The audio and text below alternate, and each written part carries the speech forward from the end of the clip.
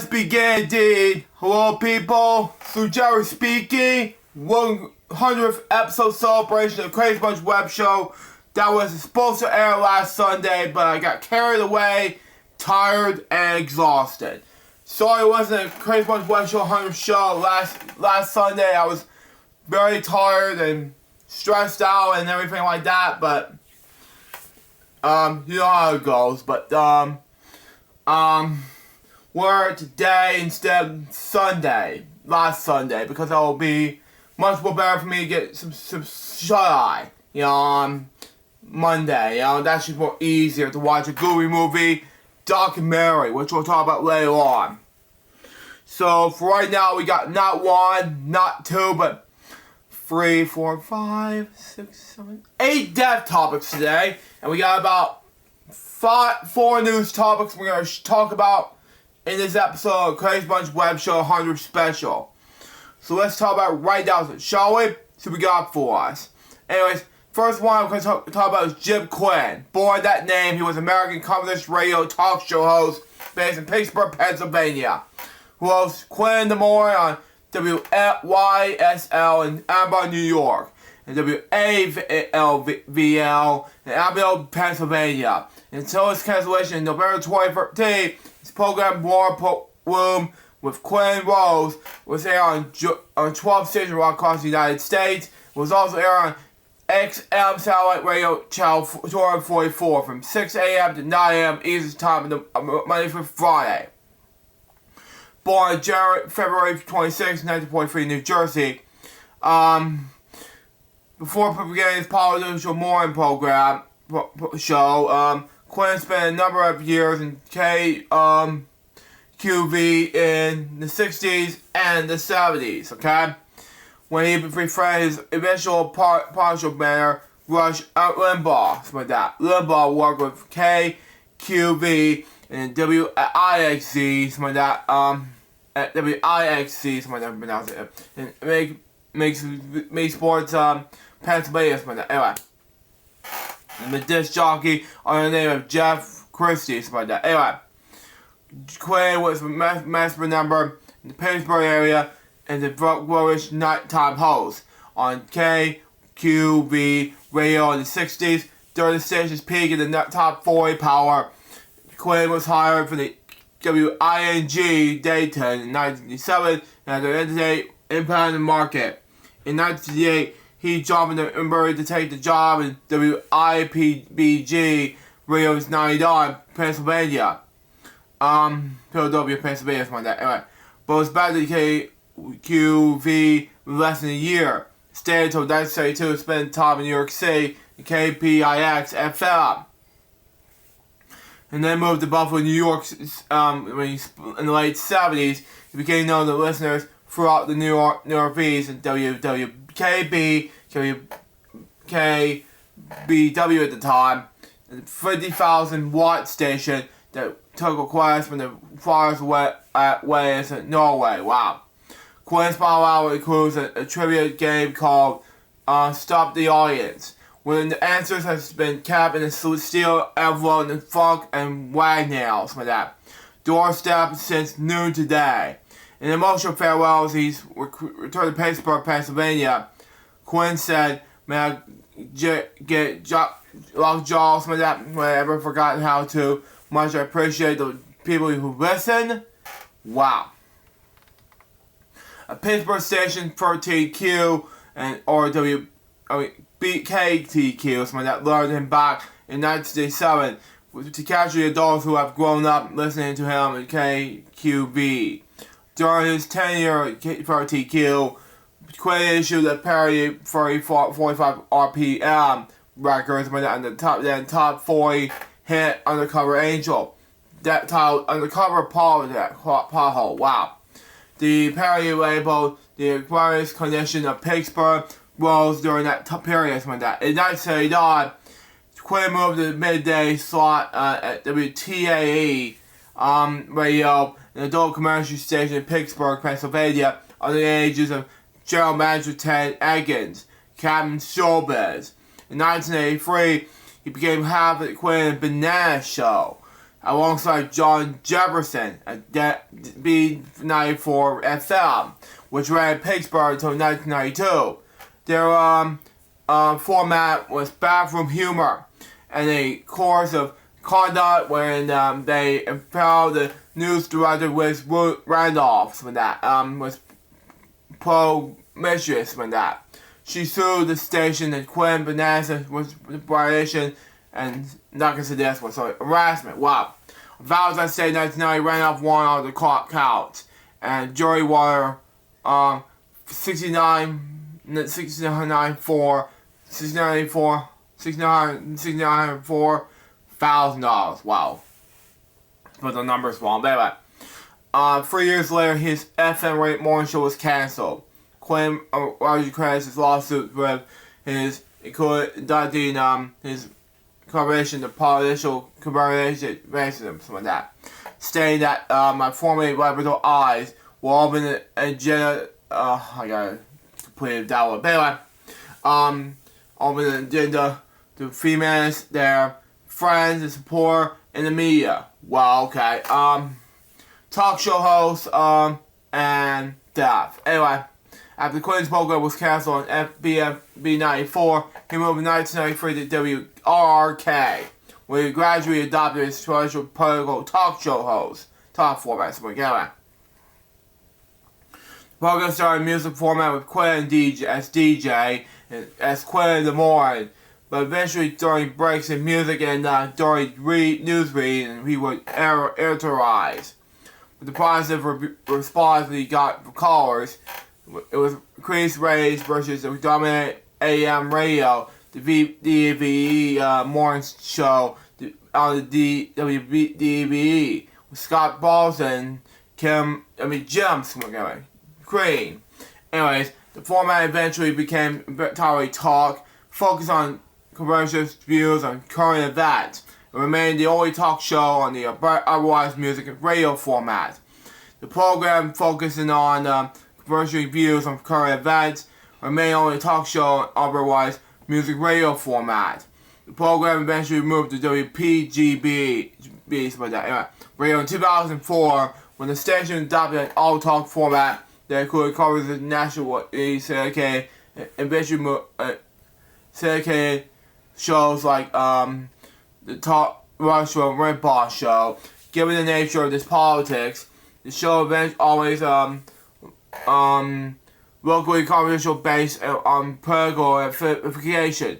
By 2008, Quinn's family language has earned nominations with that. For example, the Bill Moyers Journal PBS, he referred to a National Organization for Women as National Organization for Wars. Wow. I don't know what's going on with him. Anyway, was often reported without in full context, but since Quinn was continued, I'm not saying the HW awards, and again, sorry. When we know politics, in general, there were a W award, for Bill Quinn in particular. Wow. The Pittsburgh Post reported that on November 18th, 2013, Quinn's radio partner Rose Drummond Talent has been removed from the WPGB lineup. Wow. Quinn was appointed with the current initial drummer, here's the guiding principles of the National Nation's Founders. He championed the smaller federal government and free markets. He regularly acquired modern left lobbyists and maximum, some of that. He quietly referred to a Quinn's laws, something like that. Anyway, a question of statements that sum up its worldview, such as revolution always generates the exact opposite of its state, instance, e.g. the war party has led up to greater poverty. He also had many personal views he was found voicing, such as variety of solution of human condition. In contrast to his co-host Rose, Quinn was not personally religious for most of his life. He eventually became a personal Christian in 2024. The show broadcast with co-host Rose, Summer Tennant, also known as Radio Rose. air live weekdays from 6 a.m. to 9 a.m. Eastern Standard Time on certain athletes on XM Satellite Radio Channel 244. Other replays the first hour after 9. It can also be heard worldwide on the internet via warm.com. Quinn's radio show abruptly ended in a contract dispute with the Clear Channel Radio on November 2013. Quinn operated a so-called revenue viewership and the Grasshopper in 1994, and was successfully relocated to bring a show to WJAS in Pittsburgh. The station was picked up most of its WBGB's lineup after a format change.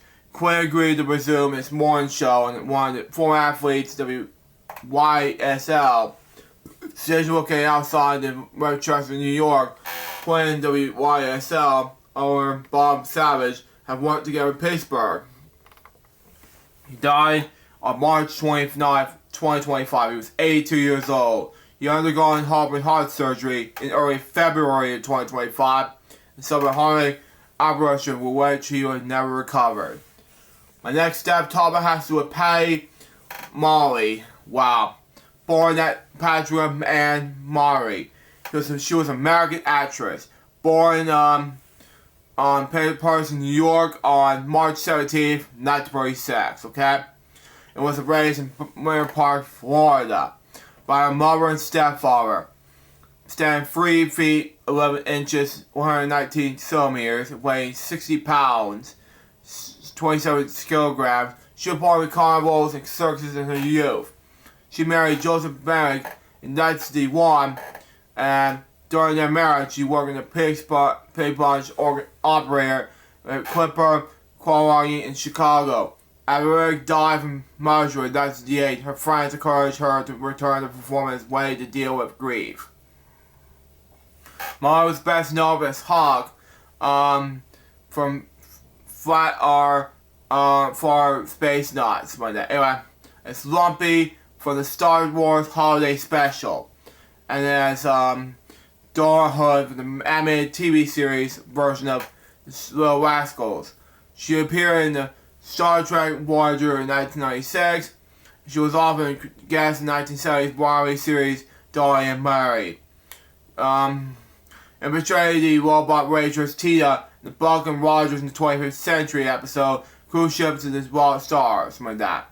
In 1977, she appeared in the episode Aya Works Out in Florida as a witch on Halloween.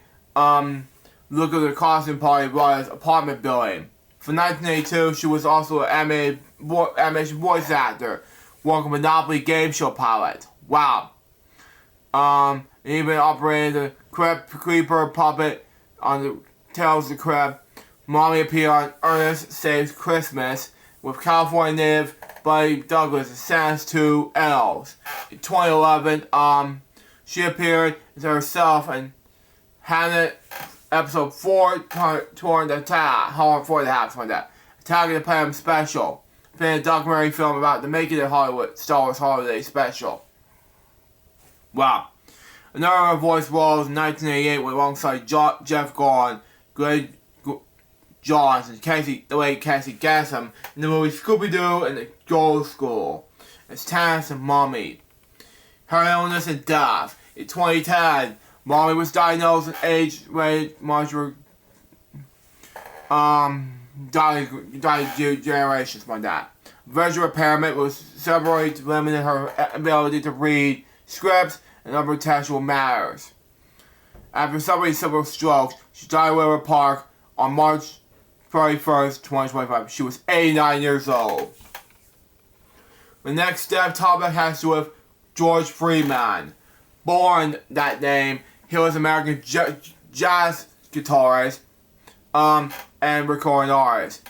He was best known for aerobic technique collaborations with high-profile performers like that. And it's been a notable presence in the jazz scene in Chicago, Illinois. He was a younger brother of a tenor saxophonist, John Freeman, drummer Elmer Brown Freeman, younger tenor saxophonist and trumpeter Cecil Freeman. He was born on April 10th, 1927 in Chicago, Illinois. His parents were mafia musicians. His father was a trombonist and his mother was a guitarist and singer. Okay? His father, George Sr., was a Chicago police officer who regularly befriended musicians at the Southside clubs in the beat. Notably in the Grand Torrance Ballroom.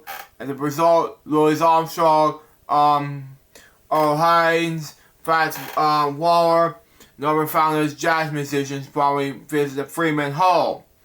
Freeman's siblings went on to become professional musicians. Buzz played the drums, and Bond the tenor saxophone. Freeman himself would become to play guitar. Inspired by his visit to teenagers at Southbourne's Cafe in the early 1940s, there he saw T-Bone Walker play. And the traditional self-response to Walker wanted him to learn the guitar. When players such as Bond and later like that, Charlie Parker informed Freeman's basic approach to music. He further refined his skills while attending DeBarton High School.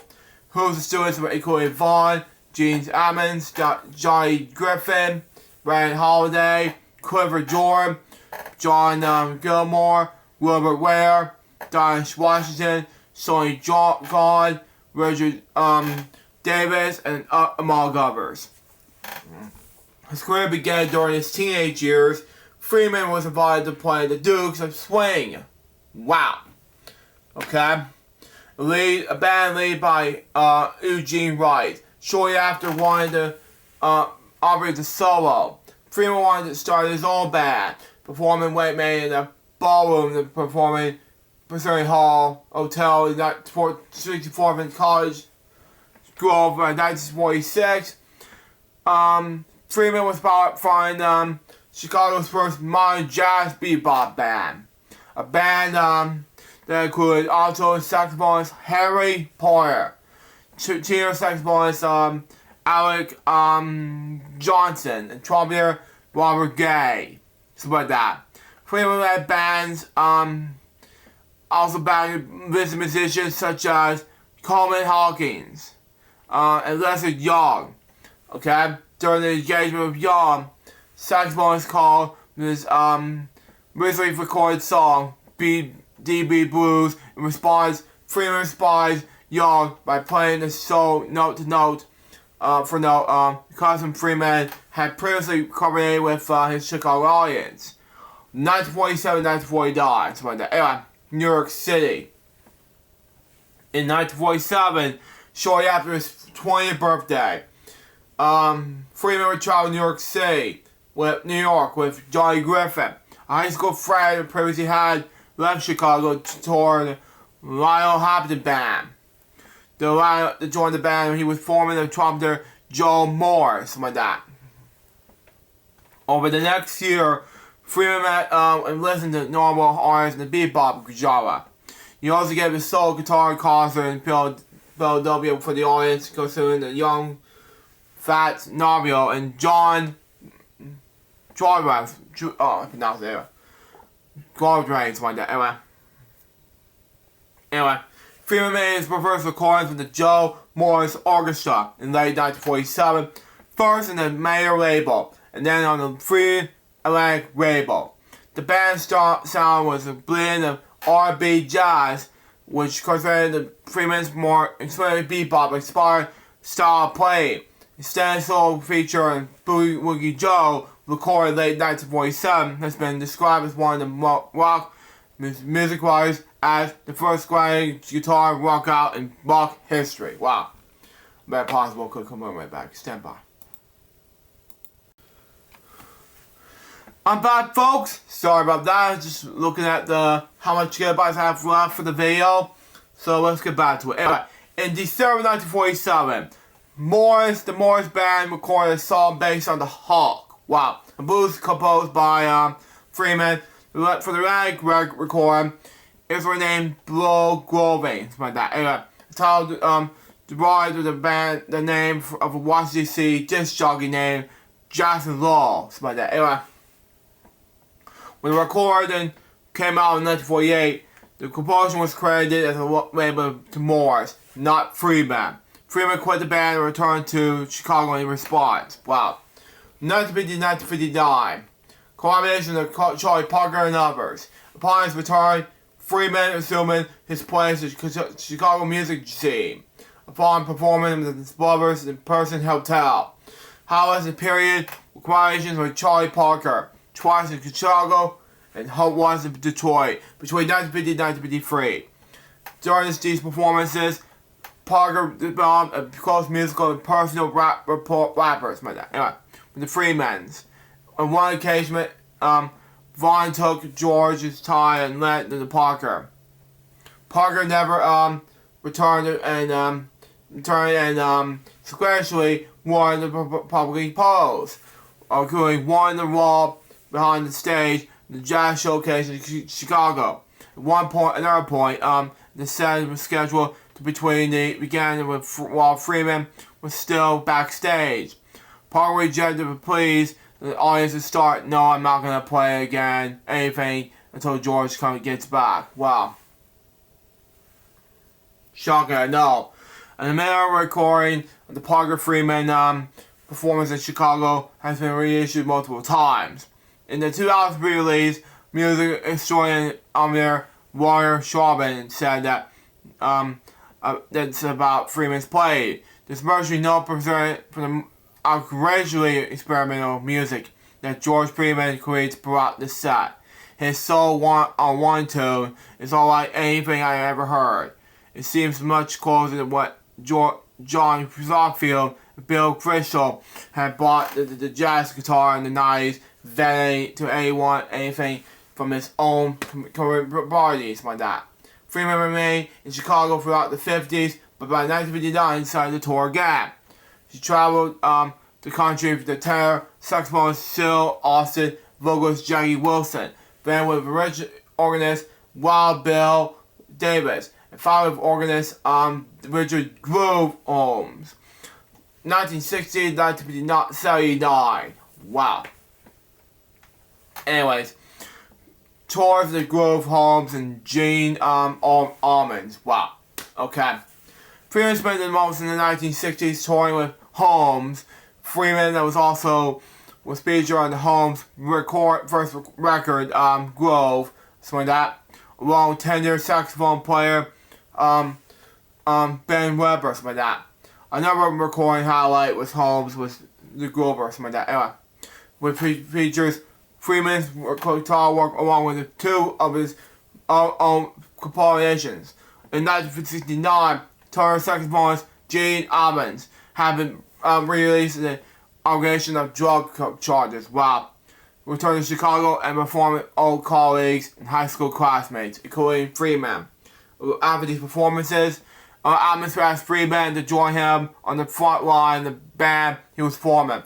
Freeman accepted and will remain a featured member of the Almonds band, and with few eruptions, until Almonds' death from bone cancer in 1974. Wow. The Almonds Freeman collaboration yielded several recordings, including The Black Cat, to the title track which was written by Freeman. Almonds mentions with Freeman playing his video Don Beat. Interview conducted by jazz writer Renard Faber. Almonds expressed his dislike for Abbott grade jazz music. In response, Faber claimed that Freeman's songs often fell into the category. Almonds responded this: "I agree, but George doesn't realm what's going on otherwise. As far as the rest of the whole situation is sounding good." Wow. Freeman's work during the Almonds years got acclaim. A 1971 Downbeat issue enlisted master jazz guitar, showcasing Freeman's work along with that of Kenny Burrell and Jim Hall. Other band leaders who recognized Freeman's talent try to apply him away from Almonds. Okay? Both were unsuccessful. But Freeman did not accept an offer joined organist Jimmy McGriff for the time. That partnership was resolved in several albums, including Fly Dude from 1972, which featured Freeman's guitar combinations. Another collaboration from that period was the drummer Buddy Rich and guitarist Illinois Jack Witt, a collaboration that also produced the album. The 70s also yielded Freeman's first album as leader, Burp Sign, and several other records, including Final Diagnosis from 1972, the same year, New Improved Funk in 1983, Metal Woman in 1974. 1980-1999, Chicago Abomination. As the 70s progressed, Freeman returned again to Chicago, something like that. Anyways, which remained the epicenter of his activities ever since. Freeman resumed his work in local clubs, while at the same time remained active in the record recording studios. His appearance on Johnny Griffith's 1979 album, Bush Dance, was one of the number of the highlights. Okay? Another of Freeman's 1995, the year I was born anyway, album, Abomination, is blown Vaughn owns out the piano chair. Wow. 2000 and 2020, live engagements and multiple recordings. Excuse me. Anyway, the 2000s were an active period for Freeman. He recorded multiple albums under his own name, including Night Goes Amazing, a 2005 album produced by recorded by Sirius XM Jazz director Mark Ruffin, recorded by Boo Jazz in August 2017. Anyway, Freeman's other albums include collaboration with vocalist Kurt Elling, guitarist brothers Von Son, Kiko Freeman, and guitarist Mike Elma, something like that. And George Bob from 2019. Freeman's team with blues singer and harmonica player Billy Branch. Freeman has also remained the active performer, playing in New York City and Europe, mostly at home in Chicago. Freeman was a member in the annual Chicago Jazz Festival. Held as his brother Vaughn, his nephew Chico in 2015, Mike Elmia in 2015, and Billy Barnes in 2019. Freeman also played engagements in jazz clubs and special events from the Jazz Institute of Chicago and the Association of Advancement of Creature Musicians. His calendar engagements were scrapped in March 2020 when the COVID-19 pandemic forced the cancellation of public events and the closing of jazz clubs. Freeman's kept himself busy at home for the next year, passing and composing new music, 2021 and 2025, and they have everybody say yeah and the good life. In April 2021, the Chicago clubs start reopening, something like that. Freeman's returned to provide performances and engagement at the Green Mill Cocktail Lounge, just in time to celebrate his 94th birthday in April 10. Freeman remained active throughout 2021, headlining the Inglewood Jazz Festival on September 18th, playing the Green Mill on October 1st to the 2nd. Okay? And over the Food Festival at the University of Chicago's Logan Center on October 15th. Freeman's returned to the Green Mill on Chicago April 8th through the 9th. Something like that. In 2022, just for his annual birthday weekend. In celebration of Freeman's 95th birthday on April 10th, 2022, Southport Records released Everybody Say Yeah. Okay? New collaboration records with that documents 26 years of Freeman's music for the Chicago label's catalog. Unreleased tracks and a new recording from fellow guitarist Mike Elmia. Okay? Freeman again entered the recording studio on May 7, 2022 with a trio session with bassist Kristen McBride and drummer Carl Allen. On June 13th, 2022, Freeman led another trio session, this time reported by organist Joey D. Francisco, and drummer Louis Nash. The two recording sessions were on Good Life, recorded by High Note Recordings in June 2023. Freeman also continued with his schedule of live performances during 2023. Highlights include his annual birthday anniversary at the Green Mill in April, and an appearance of his nephew Chico in the Chicago Jazz Festival in August. Freeman activities and 2023 recording release of his picture on articles Downbeat and guitar player. And on Today's Show on NBC. Freeman turns 97 on April 10th, 2024, and celebrates this milestone. He went several shows at Green Mill in Chicago on April 12th and 13th. Chicago Tribune on this year-end celebrating jazz performances in Chicago. Herman Freeman's Green Mill shows as among the best and the best and the best for 2024.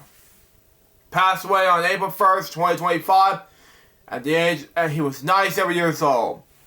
Just 9 days before his 98th birthday. Wow. My next topic has to do with Wayne Handy. Born that name, he was an American rock and roll singer. Born Wayne Jackson Hardy on May 14th, 1945. He was in what was now called in North Carolina. Okay? He grew up in neighboring Winstonville, North Carolina. Anyway, once driving tobacco town and home to the American Tobacco Company. Wayne's father was a farmer and went later to carrier, and his mother was a housewife. The last of 5 children, Wayne enjoyed singing, playing church songs with his sister, Frances. In 1956, he joined a vegetable swing dance band called the Blue Flames, in which he provided the vocals. His music career began with this, okay?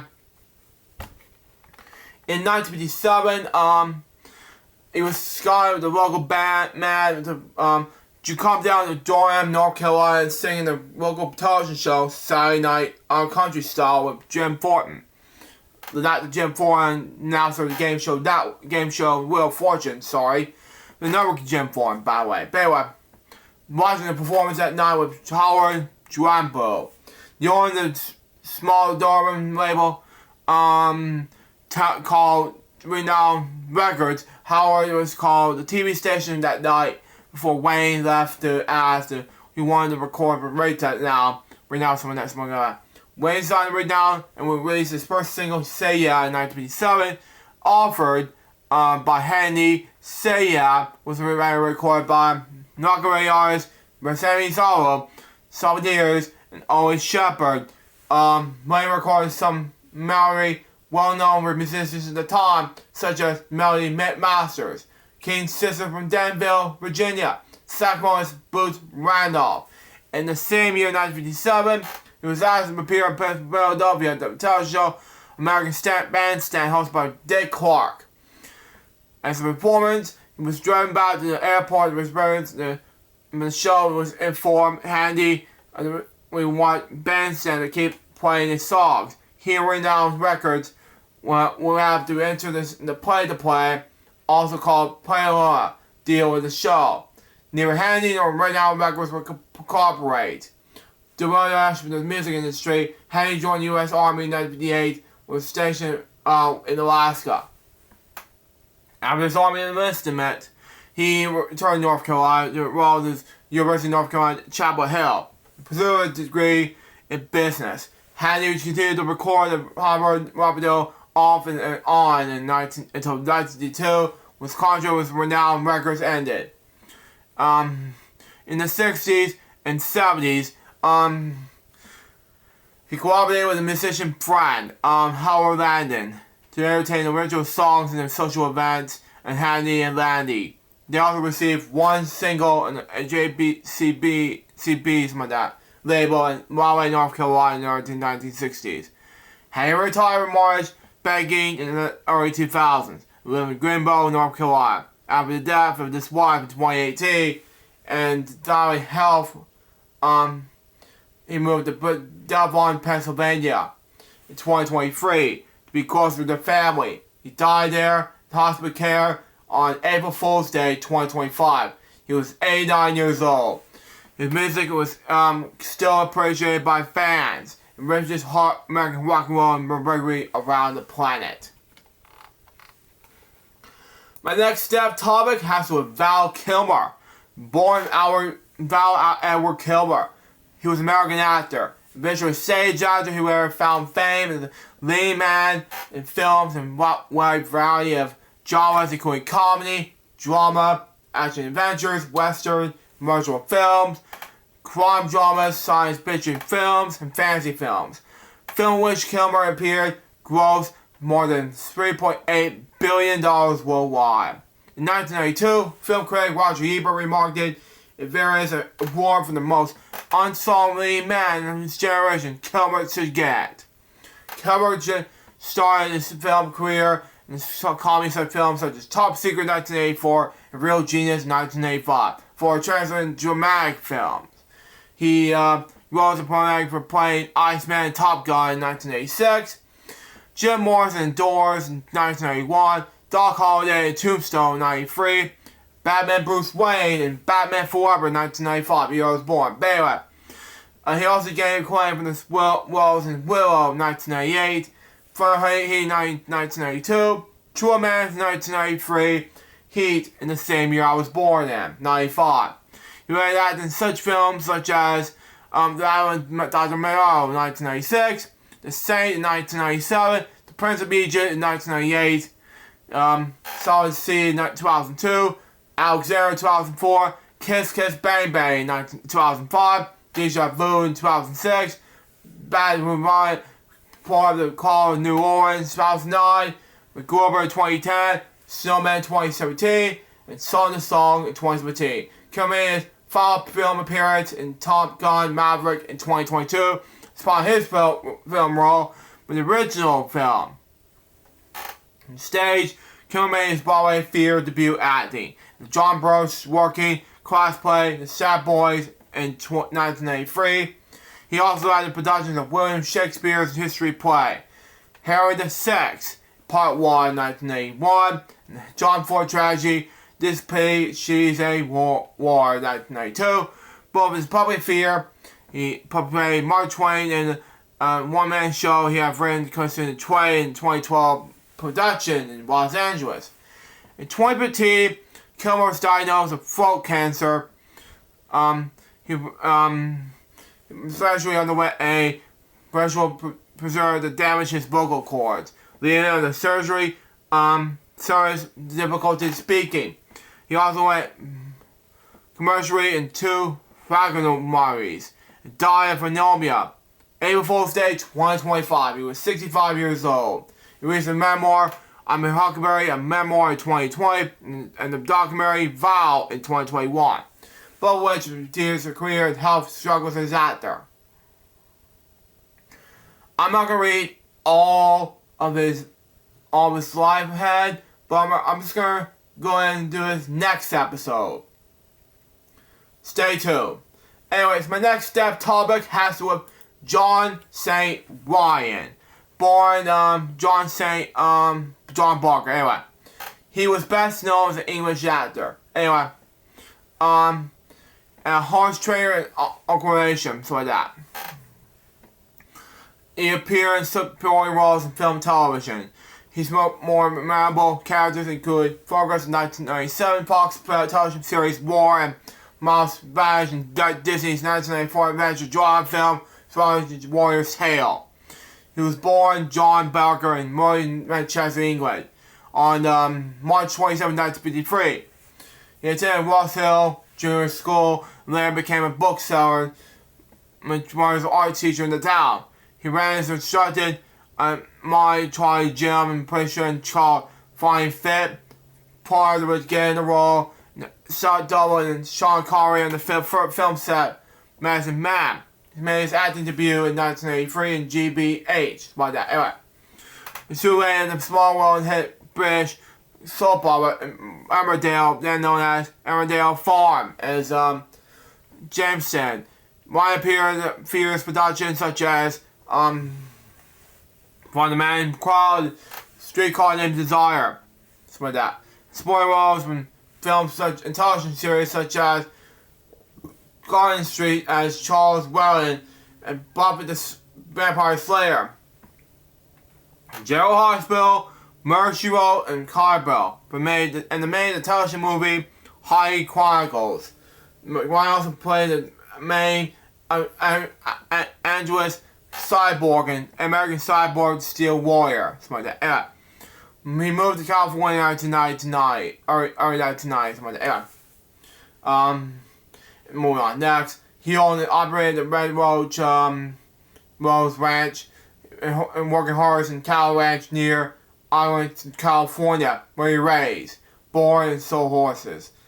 He trained horses and riders in both British and Western riding. He rides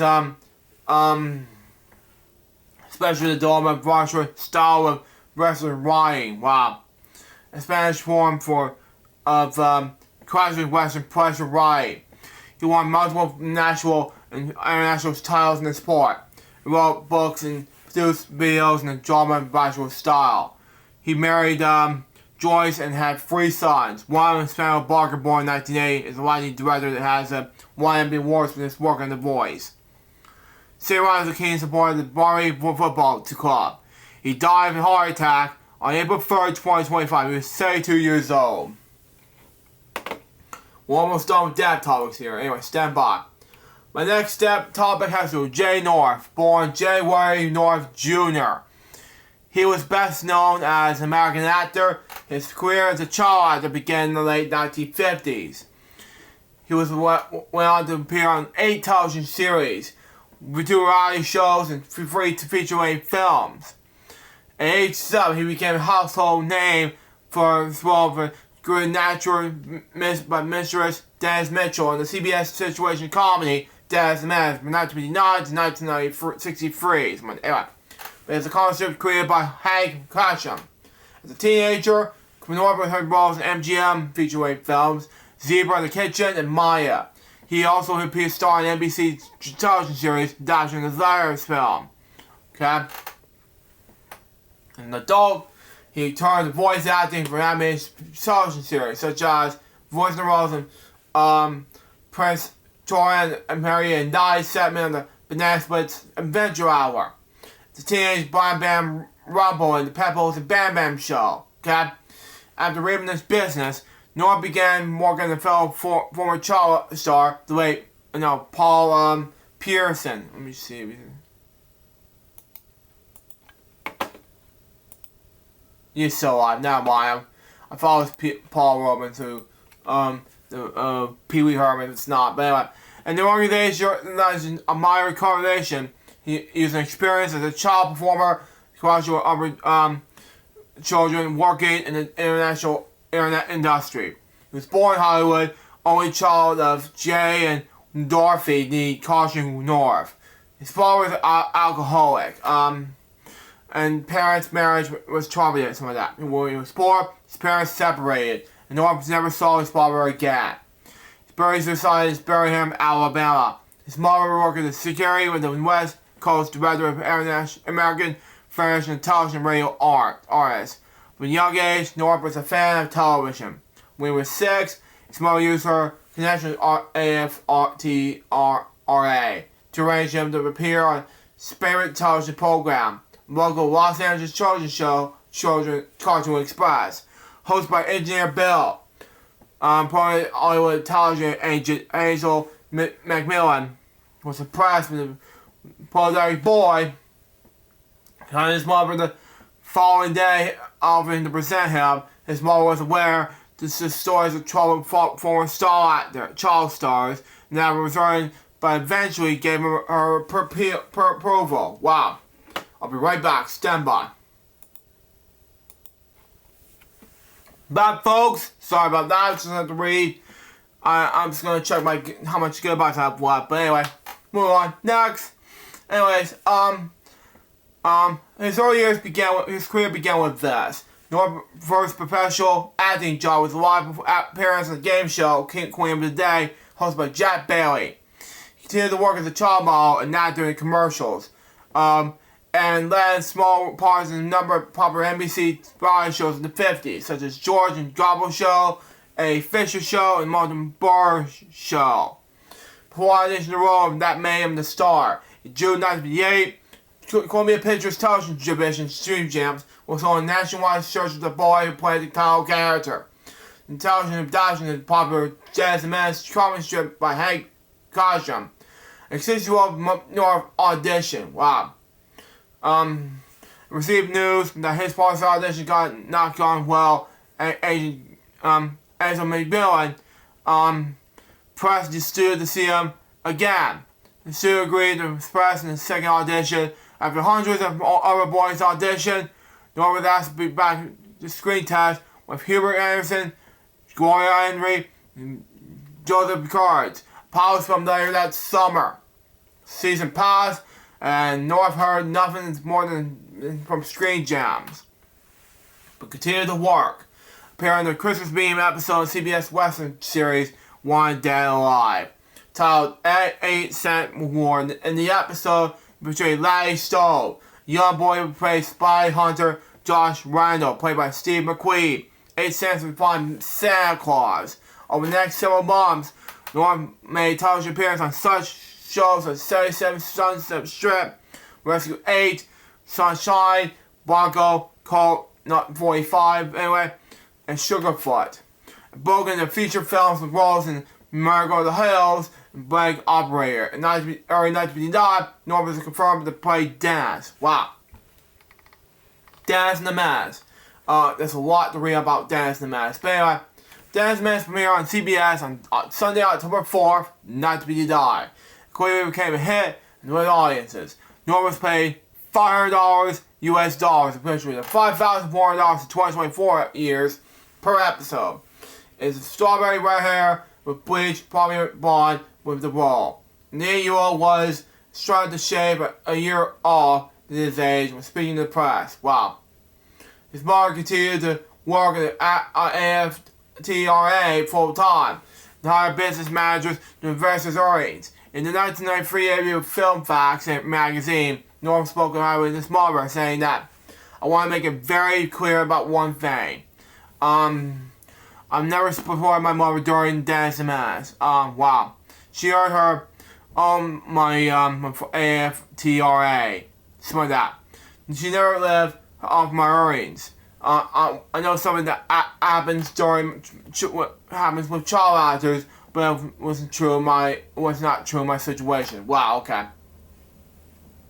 While his mother worked, her sister Marty Hopper and brother-in-law at the composer Hal Hopper started served as on-set guardians during filming for Dennis and Menace. In addition to filming the series, he appeared as Dennis for commercials of show sponsors: Kellogg's cereals, Best Boot mayonnaise, Skippy peanut butter, yuck, and Boswell's chocolate milk.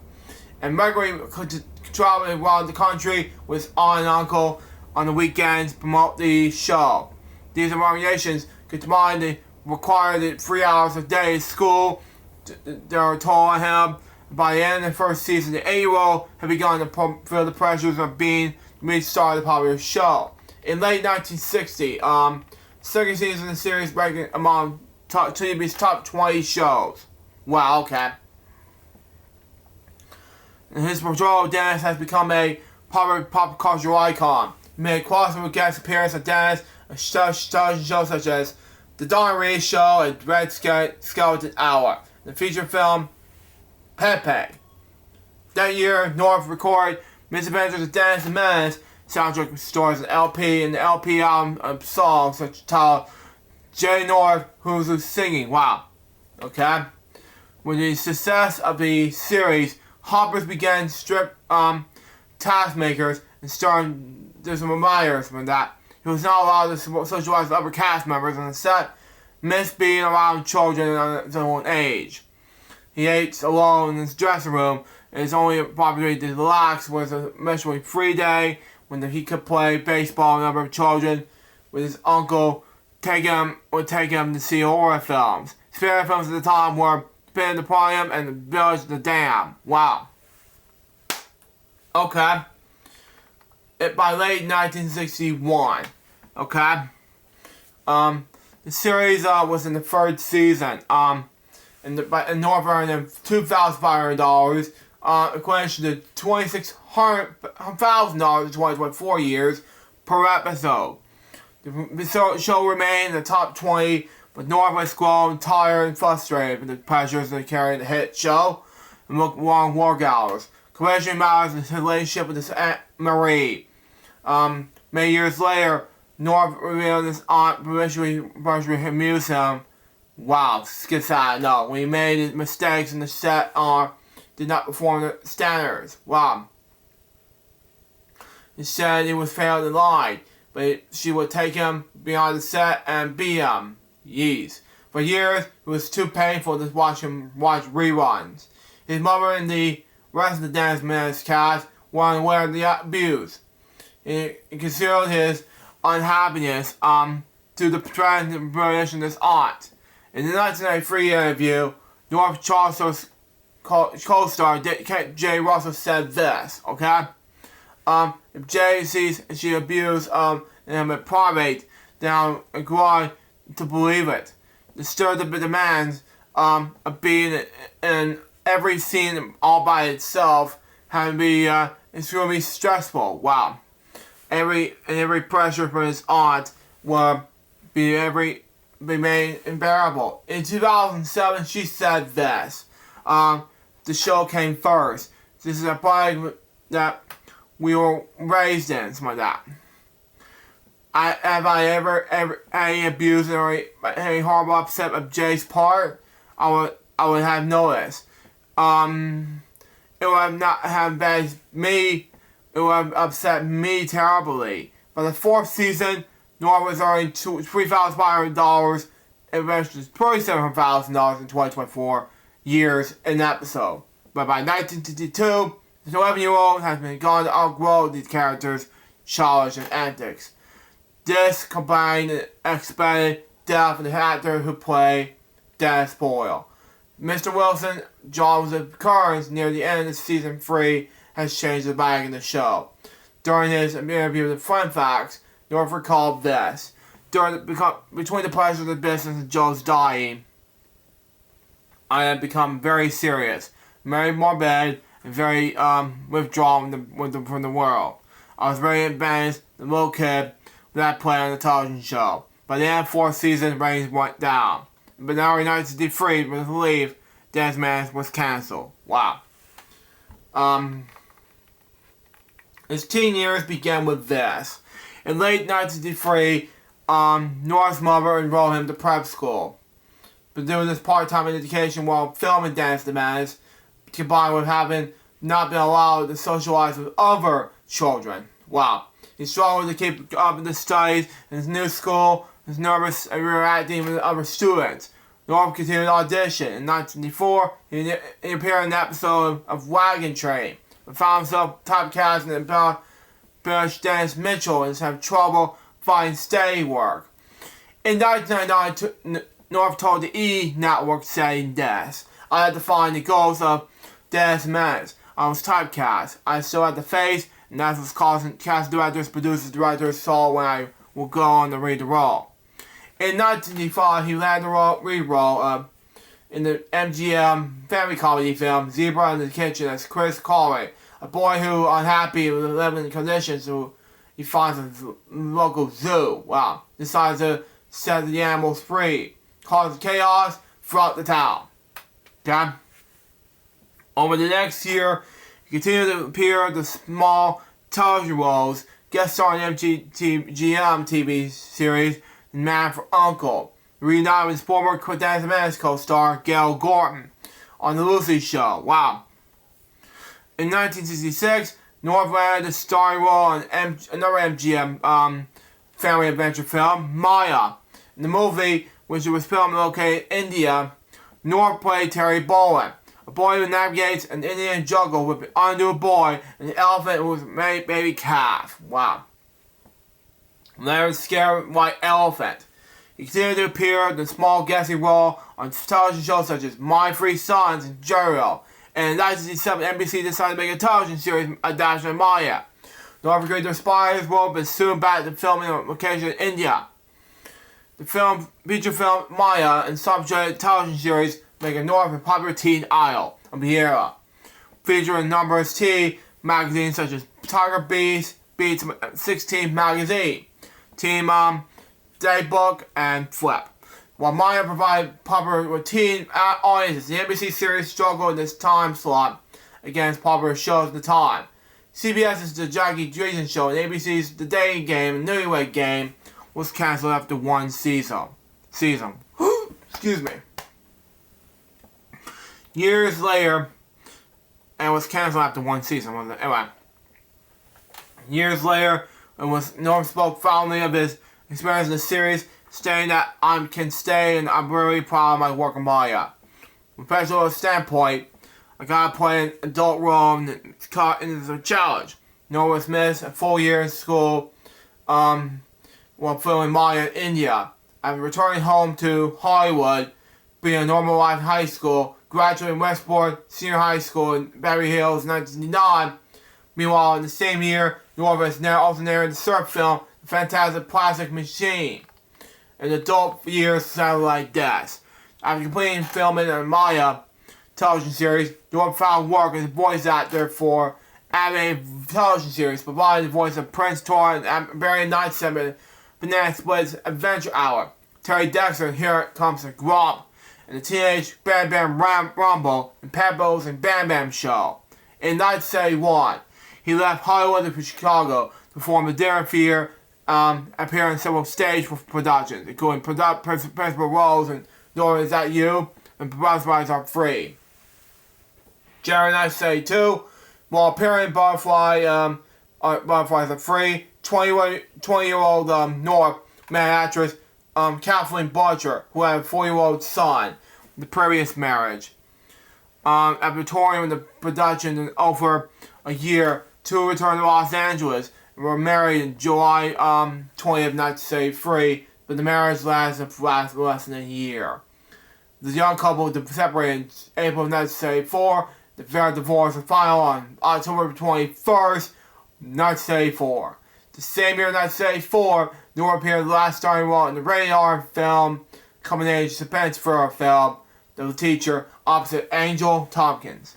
But the film's adult themes were branded vulgar and more by some who sought in Norm as Dennis characters 10 years prior. Los Angeles Times critic Kevin Thomas appeared praising Norm's work in film Spying Death. The plot of The Teacher isn't worth outlining, yet it involves a relationship between a 28-year-old woman and an 18-year-old high school boy, especially was incredibly usable brush in film. And visual displays much concern for his people and allows Mrs. Tompkins and North plenty of room to give fresh, spontaneous performances. Come right back, stand by. I'm back, folks. Sorry about that. I have to take it easy on this right after I do a commercial break, so stand by. It's gonna take me a while to read the rest of this depth topic on Jay North and Clem book, but we're gonna take a commercial break. When we come back, we will finish off what we left off on depth topics, and then we'll do the rest of the news where we left off. We'll be right back after these commercial breaks. Stay tuned.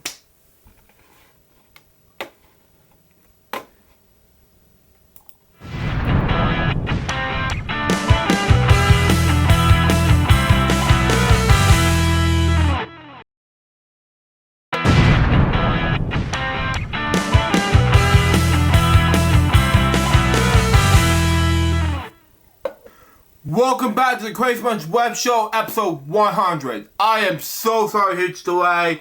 I just came back from some personal things and downloading some stuff and keep streams and things like that. Anyway, let's get back to the episode right now, shall we? See what we got for us. Anyways, over the next several years, North held over onto the hope of being discovered by Hollywood and continued to take acting classes, okay? but by early 1977, something like that, this was like, I gotta get some drink real quick. Anyway.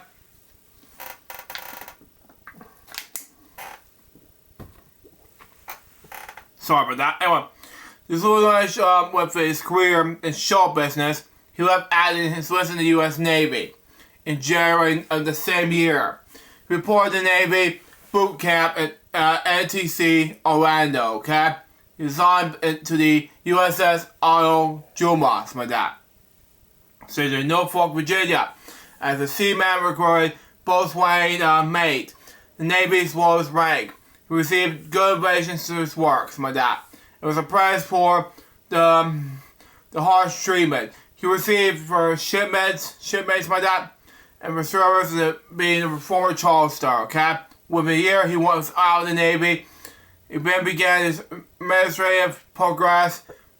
It was terminated signed to board destroyer tender USS Dixie, something like that. Stationed in Long Beach, California. August 10th, 1979, he left the Dixie, and the Navy was ordered to discharge and return to Los Angeles.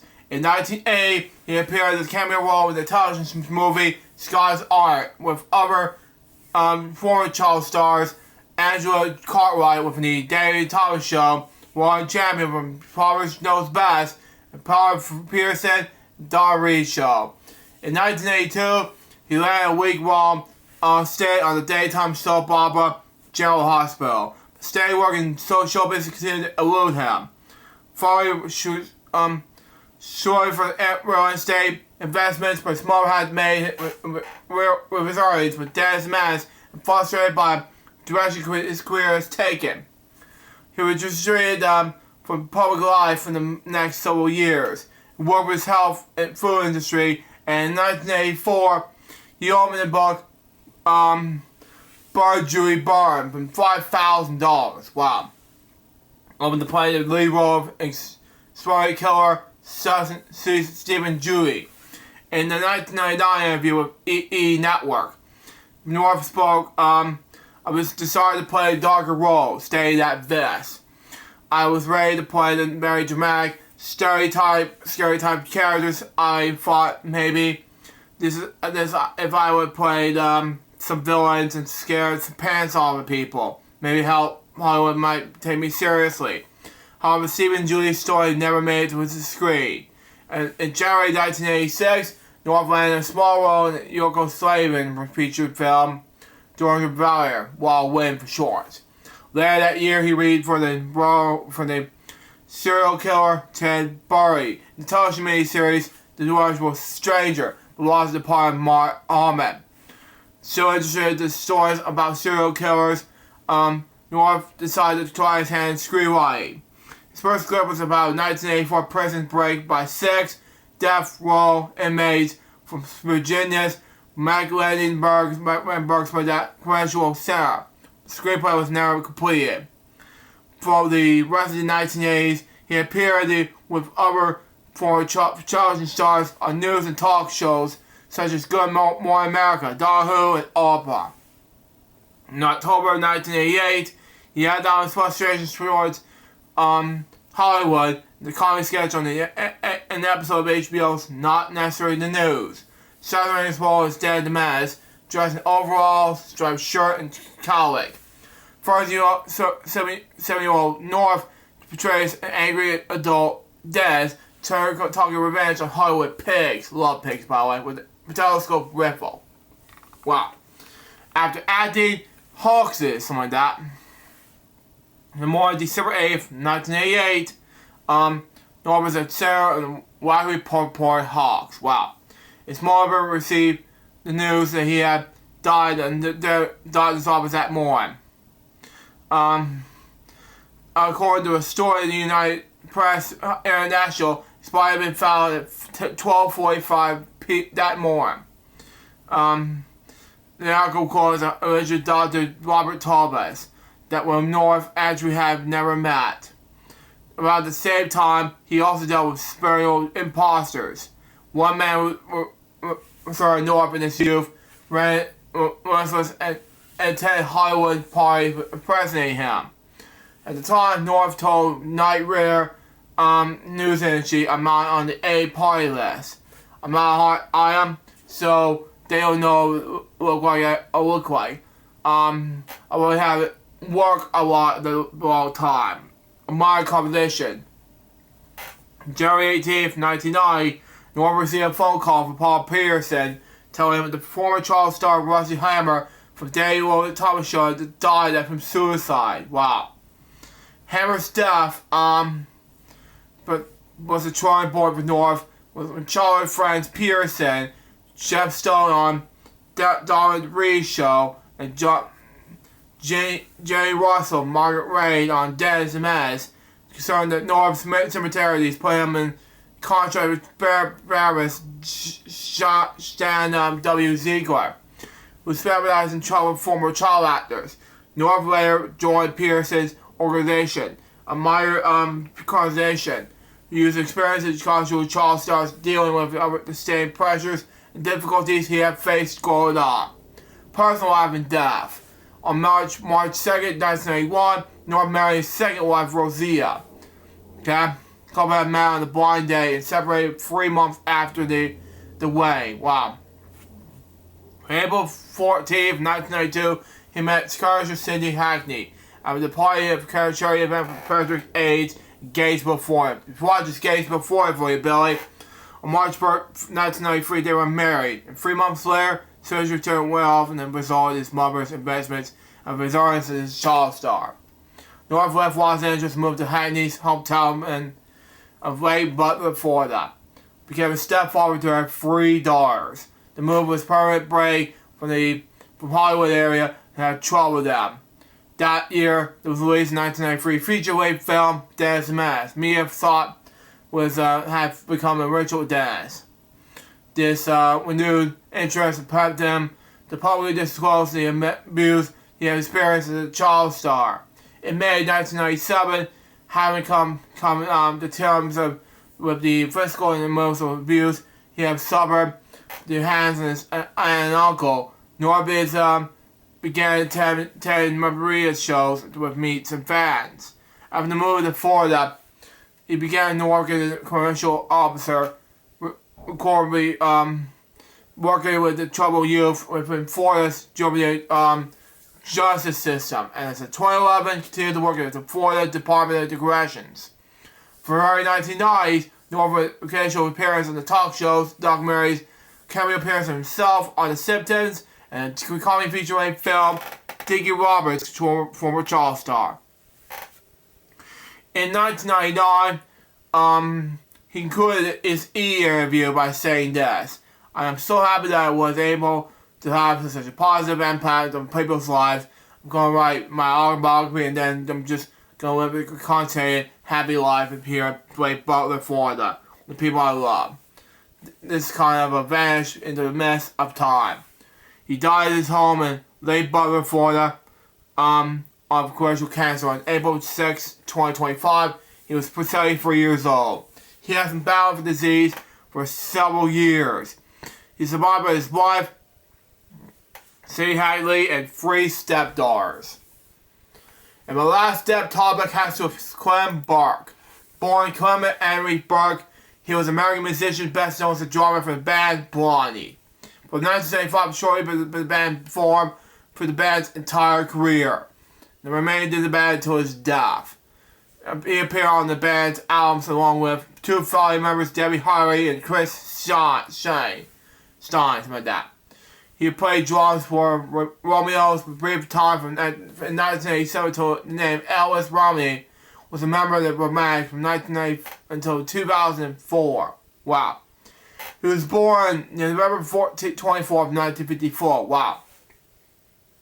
His life and career began with this.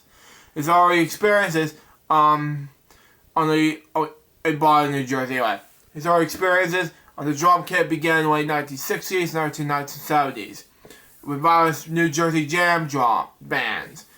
He is also gained profession, but knowledge extent from this as a drummer in the St. Andrews Bridge Band, drum and blow, chorus and band names like that. Observed by Debbie Harry and Chris Stowe when Blonde was first born in 1984. Brooke joined Blondie in early 1985. He was a key figure to keeping the group together after the son and Harry disbanded after the departure of the original bassist, Fred Smith, to television. Burke Cruz's friend Grace Valentine to play bass. Burke's style of drama was influenced by Hal Blaine, the way Keith Moon, Ringo Starr, and L. Herb Palmer.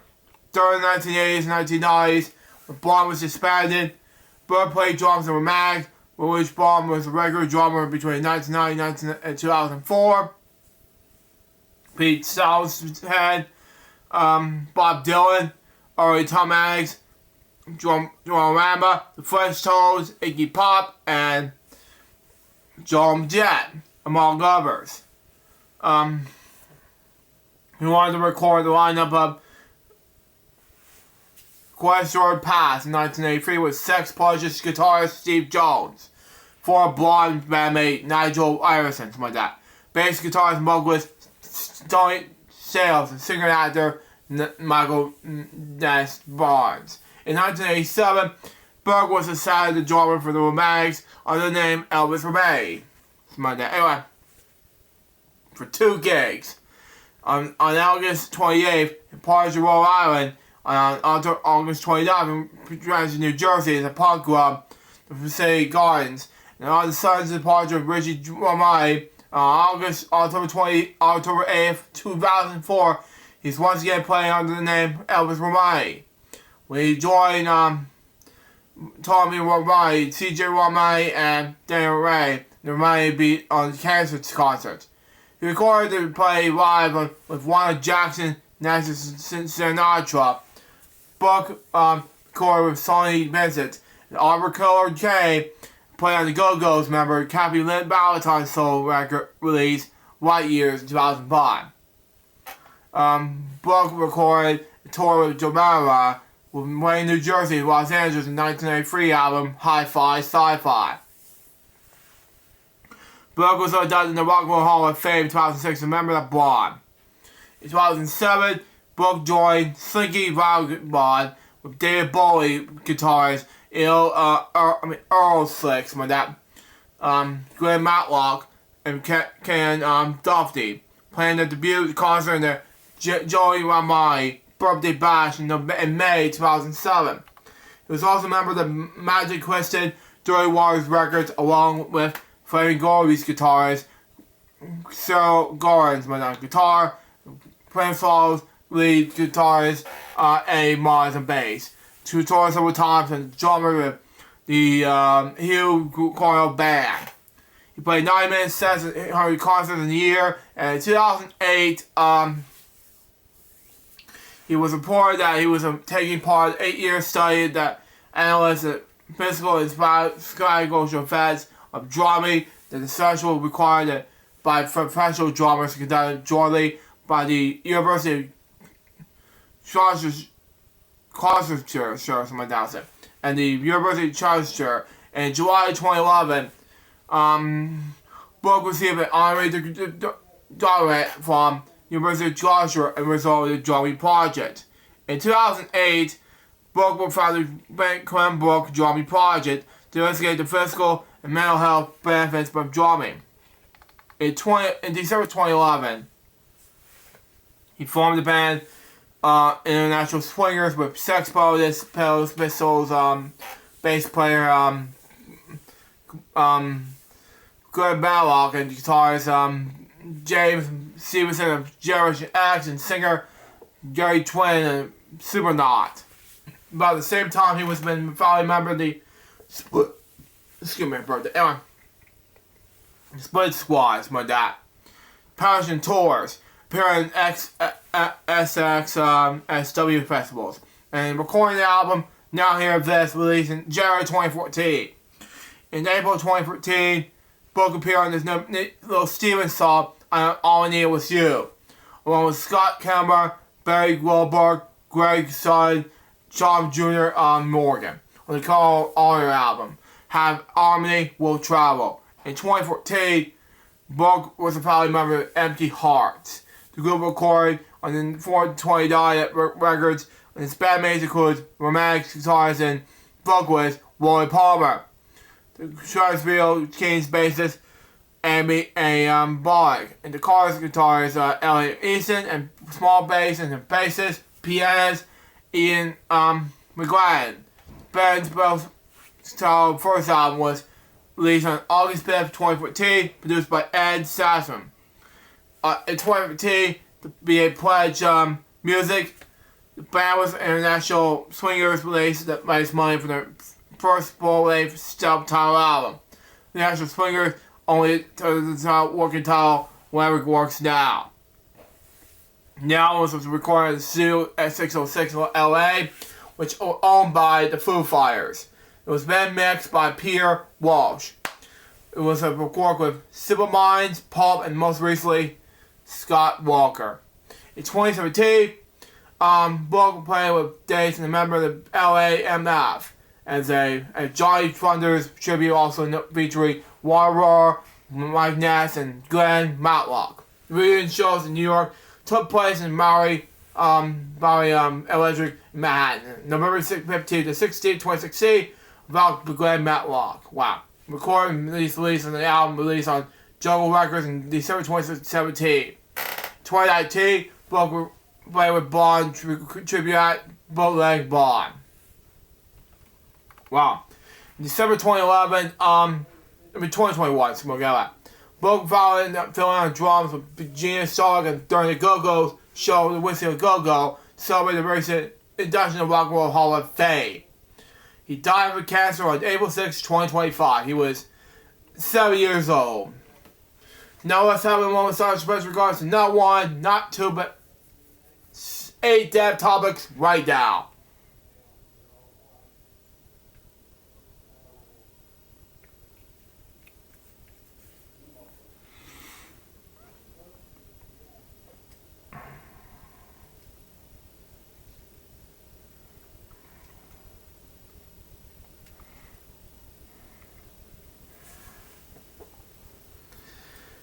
Thank you. Rest in peace to these 8 people. Now, let's move on to this other news to talk about, and that is Nintendo Switch 2 Direct and it's announced last week. So, let's talk about it now. The day is finally arrived, okay? Now, its pre-order day is coming tomorrow, and Nintendo Switch 2 Direct has finally arrived, last week. And Nintendo will reveal a ton of new details about the Switch 2 hardware.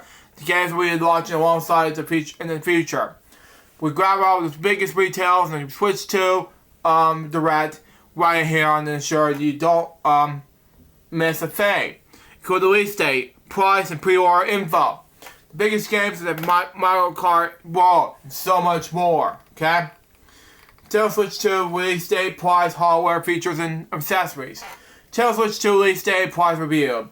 Revealed that Nintendo Switch 2 will be released from June 5th, 2025, which is days before I turn 30, by the way. It will cost at least $450. There will be Nintendo Switch 2 plus Mario Kart World bundle that at least it costs $500. Nintendo Switch 2 pre-orders began on April 9th, which is tomorrow. Pre-orders retailers in North America tomorrow. If you register purchase in my Nintendo store, you can register for the interest in either a Nintendo Switch 2 or Mario Kart World bundle. You can, it's selected, those who register send an invite to the Nintendo account email when it's time to purchase. Invitations will go out on May 8th, 2025, and be purchased the first come, first served basis to register who has purchased a Nintendo Switch online membership. Membership 12 months of paid membership 50 total gameplay hours as of April 2nd, 2025, okay? Which is last week. Nintendo Switch 2 has 4K support, HDR, Joy-Con with mouse controls, 256 gigabytes of storage, wow, red cartridges, and so much more. Now, Nintendo Switch 2 has tons of new hardware, features, and experiences, and it all starts with the console itself, that has a 7.9-inch LCD screen that displays games in 1080p.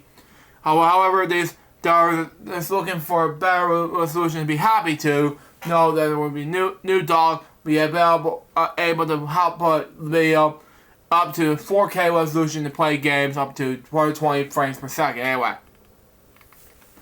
new Joy-Con, which connects to Nintendo Switch 2, Mevit Snap, looks similar to original models, but offers new features like mouse control.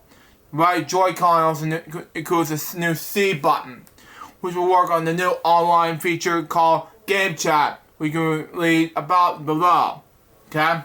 It also confirms that Nintendo Switch 2 will have red game coverages, 256 gigabytes of internet storage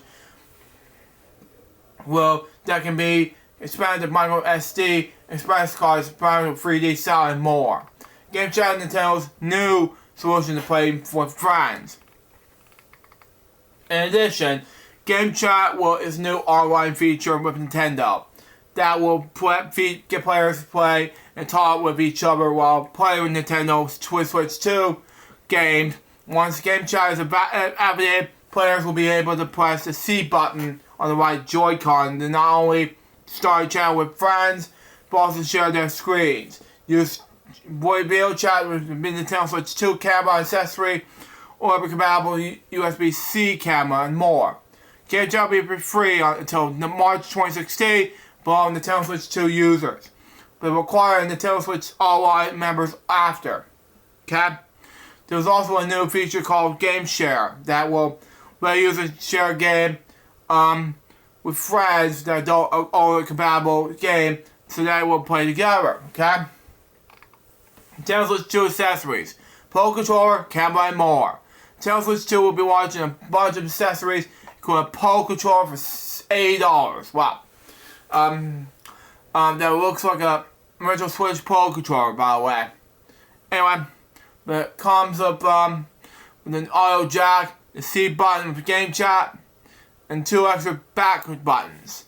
There's also a new Nintendo Switch 2 camera for $50 that you can use for Game Chat. It can bring you not only the video chat with your friends, but also various games like Super Mario Party Jamboree and fun ways. Anyways, Nintendo also shared details on other accessories like the Joy-Con 2 for $90, Joy-Con 2 charge strip for $35, Joy-Con 2 strap for $13, Joy-Con 2 wheel for $20 for 2, Nintendo Switch 2 dock set for $10, Nintendo Switch 2 carry case and screen protector for $35, Nintendo Switch 2 all-in-one carrying case for $80, Nintendo Switch 2 AC adapter for $40. Nintendo Switch 2 first-party games from Mario Kart World, Donkey Kong Bonanza, and more. Anyway, Mario Kart World kick off in Nintendo Switch 2 Direct is packed with tons of gameplay and exciting reviews. We can't wait for you to learn more about.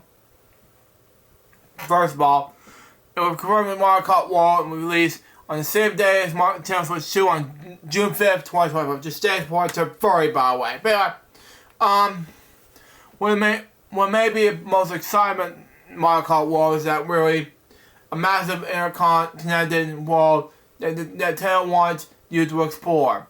Will there be a transitional levels with up to 24-hour drivers?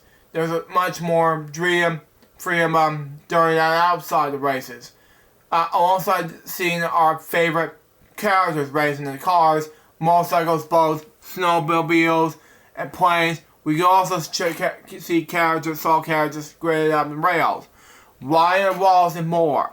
There's even a moment when the giant cow from Moo Moo Mel's was racing. Wow. We can also show 2 brand new game modes, Knockout Tour and Free Roam.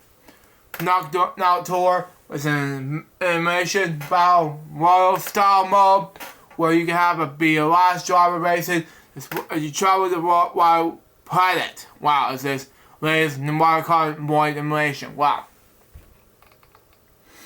Free Roam allows players to explore the level of Mario Kart World in their own place like that. They can go off and those who learn roads or even just take a casual drive for the countryside. Oh, and you can bring your friends along with you.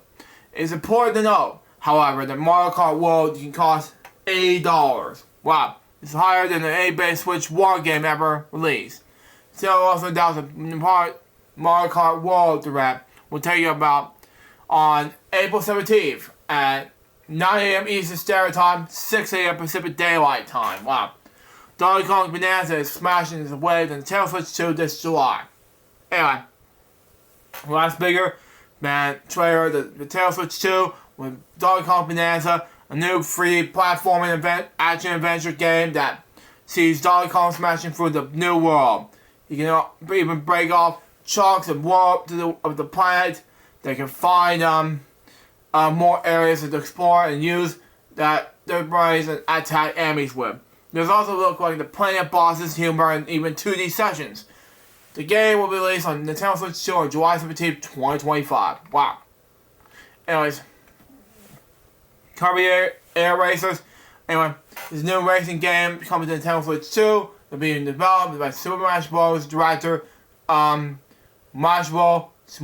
Squasher, but that's his last name. Sorry, anyway.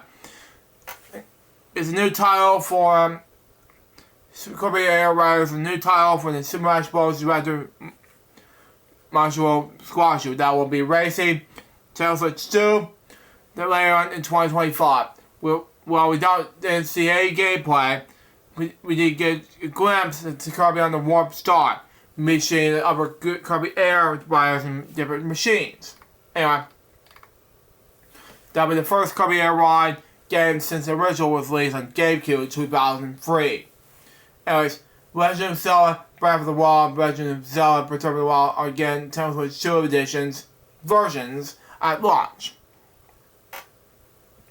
Both Legend of Zelda Breath of the Wild and Legend of Zelda Breath of the Wild again Nintendo Switch 2 edition versions at launch. And the Genesis Link some great adventures with similar frame rates when that faster times and better graphics. There will also be a new Zelda Notes app on the Nintendo Switch Online app that exclusive to these new additions and will help players find strides, call-outs, and other locations alongside commentary from Princess Zelda that wasn't part of the original games. Anyways, Metroid Prime 4. Beyond this grand Nintendo Switch 2 edition version with mouse controls and quality performance modes. Anyways, Metroid Prime 4, beyond this grand Nintendo Switch 2 edition that will feature mouse controls and quality 4K for 60 frames per second, HD 4R performance, 108p, 120 frames per second, HDR modes. Anyways, Kirby and Forgotten Land plus Star-Crossed World brings a new story from Nintendo Switch 2, and that is this, of course, this. Kirby is a Forgotten Land is another great title again in Nintendo Switch 2 edition treatment. Okay? Which includes a brand new story title called Star-Crossed World. They'll include a mouthful of modes to utilize. The game will also have improved performance when released on Switch 2 August 28, 2025. Super Mario Party Jamboree is getting a Japan version on Switch 2 with mouse controls. Wow. Super Mario Party Jamboree, Switch Jamboree TV. It's a new version of the Switch Party game, of course. They'll add new features and modes that will advance to Switch 2. The Japan version will feature mini games and use mouse controls, the built-in mic, and the Switch 2 camera alongside the new Bowser live game show, 2 vs 2 experience. So Mario Bros. Jamboree version Jamboree TV on released on Nintendo Switch, July 20, Switch 2, July 24th, 2025. Now I'm gonna skip Pokemon Legends, it's boring, let's move on to the next one. Anyway, Nintendo Switch 2 Pokemon Tour will showcase this much emulated next console. Anyway, Nintendo Switch 2 Pokemon Tour revealed as an exclusive title for Switch 2. It looks like an interactive and fun way to learn more about the new console and everything it can do. It features gameplay experience and models in the Switch 2 is Joy-Con to teach players how in a fun way. Available to play digital tile at launch Nintendo Switch 2. Next, Drag versus Drive. Jax times Drive plus Drive. Anyway, wouldn't pronounce it. It's all like free versus free game. Plus, it focus on Switch 2's mouse controls. Anyway, Dag plus and Drive. Anyway, it's a brand new online free versus free game. Plus, it focus on Switch 2's new mouse controls. Players will use their Joy-Cons to play basketball, control their wheelchairs. Wow. Perform tricks, shoot, and dart the ball, and more. It released on Nintendo Switch 2 this summer. Next, Nintendo GameCube games are coming exclusive to Switch 2 and on Nintendo Switch Online. GameCube games are finally coming to Switch Online, but they're exclusive to Nintendo Switch 2. The classic games have began launching when Switch 2 is released. We'll start with Legend of Zelda: The Wind Waker, F-Zero GX, and Soul Calibur 2. Nintendo will also release this brand new wireless GameCube controller that can be used to play these titles. Nintendo Switch 2 third-party games from Shadow, the Dust Bloods, and Elden Ring, Horror Wires of Age of Imprisonment, and more. The Dust Bloods is a new From Shadow game coming exclusive to Nintendo Switch 2 in 2026. Wow. I saw this and I'm like, wow. And one of the most shocking reviews in the Nintendo Switch 2 Direct, From Software shared the first look at the Dust Bloods. But it's coming exclusively to Nintendo Switch 2 new console in 2026. The new PvE multiplayer action game. It's giving it Bloodborne vibes. Wow. Featuring a very gothic looking world, and it appears to be what we may be playing as a vampire, as we see a player character biting someone's neck. To learn more, be sure to check the Dust Bloods creative voice developer diary series and director Demetrius Monsters, which is coming, which already came last Friday. But anyway, High L Ring is getting its own charged edition of Nintendo Switch 2 this year. Nintendo showing its main business with Switch 2 is bringing Elden Ring newest console in 2025. It will have form as Elden Ring Charged Edition, which includes the base game, Shadow expansion, new weapons, armor, and Torment appearance combination, and more. Horror Riders and Horror Riders, Age of Imprisonment, and the American style game that will serve as a prequel to Legend of Zelda: Tears of the Kingdom. Anyways, Nintendo Tagmo will work on a new commercial style game called Hyrule Warriors: Age of Imprisonment. Anyway, that will serve as a prequel to Legend of Zelda: Tears of the Kingdom. Anyways, this new entry takes us back to Hyrule's past and to learn about the imprisonment war, the last play Princess Zelda, King Rotwall, and more. Hyrule's Age of Imprisonment will release this winter. Wow. Anyways, Delaware's new chapter will launch on the same day as Nintendo Switch 2. Delaware's Chapter 3 plus 4 will launch alongside 2 plus 2 when Nintendo Switch is released on launch. The first 2 chapters will release on 2018 and 2021 respectively. So there's big news for Nintendo fans, and more is also released on PS5, Xbox Series X and S, and PC. Wow. Hades 2 will be released this year on Switch and Switch 2 before other consoles. Hades 2 will be featured on today's last week's Nintendo Switch 2 Direct. It will be revealed on upcoming both Nintendo Switch consoles before any other consoles. Complete with a target 60 frames per second. Anyway, and Final Fantasy 7 Remake, Intergrade, Cyberpunk 2077, something like that. Ultimate Edition, Street Fighter 6, Split Fiction, Project 707, and more. The Switch 2 did not appear on the lacking of the third-party support and tons of more upcoming games will be planned to join the 2025 and beyond. The list will be overgrown, but here are the upper games that they revealed on the Switch Tunes and global developers and publishers. They are EA Sports Madden NFL, EA Sports EC, NBA 2K, WWE 2K, something like that.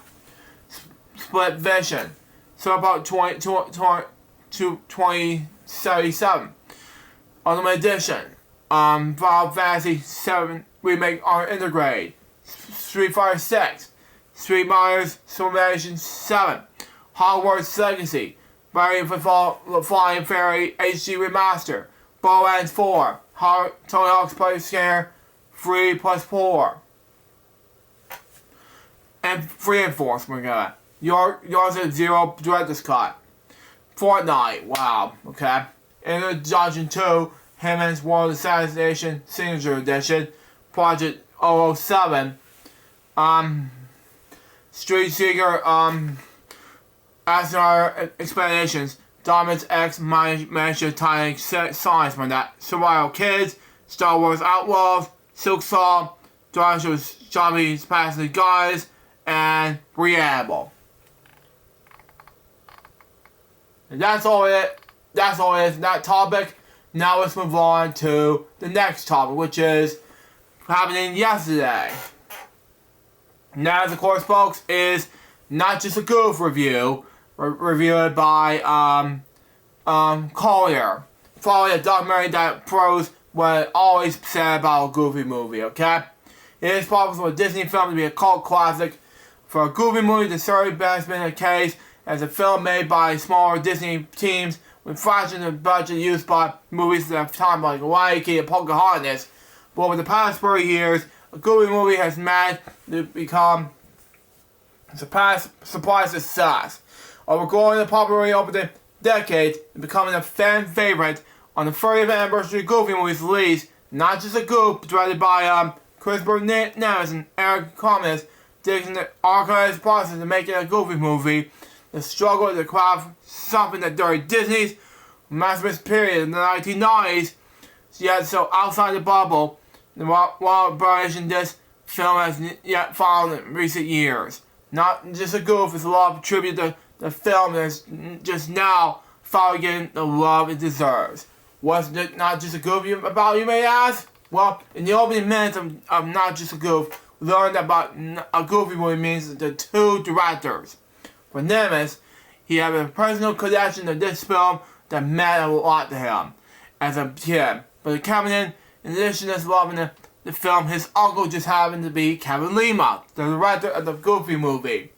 The Munch's documentary centers around his interviews with Lima and others to work on this film. Well, treasures who hear Lima's personal collection of VHS tapes from this period. Many of which Lima had watched for in 40+ years. Wow. Nevis, as Kevin did, he used the footage in the interviews to show Raphael Baum, who took it to create was the initial story of his son and father trying to give a character like Goofy a meaningful, heartfelt story. Lima walks the audience through this progress, with him trying to make a character that's more than just gags. A film that spoke to this time. And mentioned to be a John Hughes film in an animation, which I talked about during Board Jokester 53, a Goofy movie. Go check it out on rumble.com/TheCrazyBunch. Anyway, Lehman talks about how he grew up without his father, a Goofy movie, and the Goofy movie was his way of imagining what the type of relationships could be like. For Lima, we saw how much his story means to him. We understand, but we also understand how much tough it would be to make a Disney-level film. What Disney didn't seem to be all that interested in it, something like that. With silver resources of the other animation projects coming out at that time, Lima had to work on a small team. One spread about across the globe, all but having this act of the film. For those who didn't speak English at all, at one point, Lima talks about how the usual process in making a Disney animated film for about 4 years in development. Yet they only have 2.5 years. It's tremendous that they were able to make a feature-length film like this without those limitations. Not just a goof. Works for both the fans and unlimited. So, here's what I said. I want to expect. Anyways, not just a goof, it's a treasure trove of information. For those who have grown up with the film, which I grew up with it, by the way, ever since I was a little boy. Okay, and the making of this footage is especially fascinating who are trying to make the Disney film. But attempting something new within that framework. For example, Bill Farmer, the voice of Goofy, is asked to bring more emotionless, immersive, wacky character. We watch him attempt to find these new layers to a character who had been one up for decades. The aim also aimed to get the voice actors to record their new lines together as much as possible. And the documentary shows the recording side by side with the film. And we can see the different choices makes. Not just a goof, it's perfectly interested in showing the approach to the film's music. Early songs that didn't make the cut at all, which I haven't talked about during Board Jokes 53. Like Man in the Shade and Roxanne. Don't have the right spirit in the film or Imogen Mab. Fans that feel watching the magic happen when Tevin Campbell comes to record and records parts in the film Pop Star Powerline. Anyway, there are even incredible footage dancers creating a big musical finale to Eye. And live actions to show the animators what the film is looking for. But those who are familiar with the Goofy movie, not just a goof, still a very compelling documentary is an underdog story. Trying to make a smaller film in a studio that was experiencing some of the highest highs and the spirit existence. One of the great runners in the film comes from the Goofy Movies team have been come up against their wishes and goes to then Walt Disney Studios chairman Jeffrey Garzenberg, who now founded DreamWorks with Steven Spielberg and David Gavin. Sometimes his suggestions made the films even better. So, Spielberg's pitch when Garzenberg asked the films as hard is, which sends the team back in the drawing board. Others like the idea with Goofy to have his voice and instead be voiced by Steve Martin. Which, by the way, I talked about this during Board Jokes at one point. I said that he did the voice, he did House Sister, he did Bowfinger at one point, he did reality TV in the 70s with Martin Short, and he did Three Amigos. That's what he is. So, there you go. Anyway,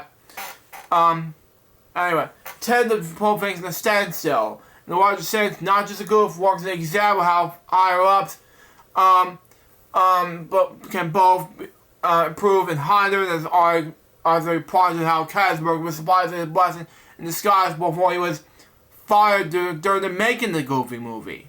Wow. Now this is a good biggest stumble when it comes to latest and third act. When we see how the film has grown in popularity over the last 4 years.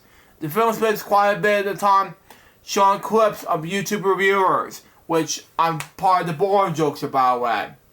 Which I haven't done anything until 4 years later. I did talk about it, Board Jokes 53. Wow, good job, reviewers. And Stars Break, you reviews me. Anyway, discussing why the Goofy movie is actually already hitting on all the points that the film is already devoted to. Quite frankly, if you're watching not a goof, odds are you already know what I'm unappreciated. Probably don't need several minutes of YouTubers explaining why. While not just a goof begins with the setup and nemesis to explain why a Goofy movie means so much to him. We finally get the story of the third act. It was a bit underwhelming, and again, feels like he's hitting on points and the film is already made.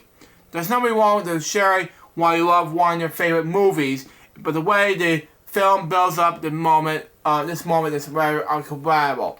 A Goofy movie remains an underrated, understated film. It's a Disney animated film canon, which, by the way, I love this movie. Don't get me wrong, but it's a great movie.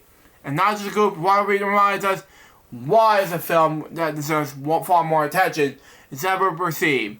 While fans were clearly much getting most of the deep dive in the 1990s favorite movie, it's understandable that David trying to see the studio Goliaths is worth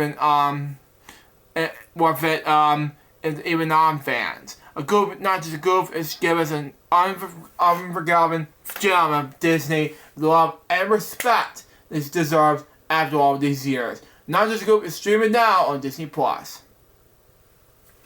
Now that's why I wanted to talk about this topic, and that is, of course, celebrating 30 years of the Goofy movie. I talked about this on my Boring Jokes episode at that point, and that's the big deal. And when I said it on Boring Jokes 53, at that stage, it was on Rumble.com. Go check it out. And I said that a Goofy movie was a great movie. Same year as Babe, Toy Story, and other That's 95 movies. So take notes. Siskel and Ebert. And I saw it at one point, but I don't know how, but I said this before, my Boring Jokes episode said this. The film features the voice of Bill Farmer, Jim Cummings, and Rob Paulsen responding to roles with the series as Goofy, Pete, and PJ, respectively, while Jason Marsden replaced the late Dan Hale as Max. Also Kelly Barton, Wallace Shawn, who portrayed Rex in Toy Story at the time, and Pauly Shore as new characters. Furthermore, R&B artist Terry Campbell provides the vocals for Powerline, a future pop star who proudly appears in the film, performing the song Stand Out and Eye to Eye. So there you go. That makes more sense. And that is a perfect example that I have to say. Anyway, that's all for that topic. Now let's move on to the last topic of the day. And that is from yesterday, last night. Anyway, 4 wins, the men's basketball national championship, and the nail biter over Houston, Texas. Now, it's a 9-minute read. I'll say it now, okay? If you watch this, Billy, it's for you. 4 games known the NCAA's men's basketball championship last night. Defeating the Houston Chargers in the shot-stopping contest went on all the way down to final play. The Gators led the grand total of 64 seconds in the game and trailed by as many as 12 points in 16 minutes, 24 seconds to go in the second half. His one defense is Hill Tamora and his star guard Walter Gay Jr. checked on much of the game. But as so often, this tournament, the Gators come back. Slowly but surely, throughout the second half, head coach Todd Gorin and his team ran to the Cougars. This game got in the clutch time before it went on to 15-3 run and came all the way back to the tie of the game. Wow. Went until the final minute, and the Gators took in the lead for the first time since the opening minutes in the contest. In the battle of the Forest High flying defense against Houston's late defense, it was Gators making the key defense plays in the final minutes to seal the championship. Wow. Guys, knocking nails away isn't going to be easy. Dan Pack got through, got tough. Gordon said after the game, he became the youngest coach to win the national title since the tournament he was spanned 64 teams at 39 years old. Wow. He had, they did a great job of never getting too hard, never getting too low, but when we get down to 12 in the second half, when we stayed the course, we didn't point our fingers at all, didn't start to try to make our heroes play, get away defensively. We got warned, but at that toughness we displayed. With 19 seconds remaining, Houston Rusher took the ball up the court. With Cougars head coach Calvin Sampson's contest over the ball. The last shot of the game, points guard Miles Austin palms the perimeter, but couldn't find an opening pass to guard L.J. Kleiser at the top of the key. Forward guard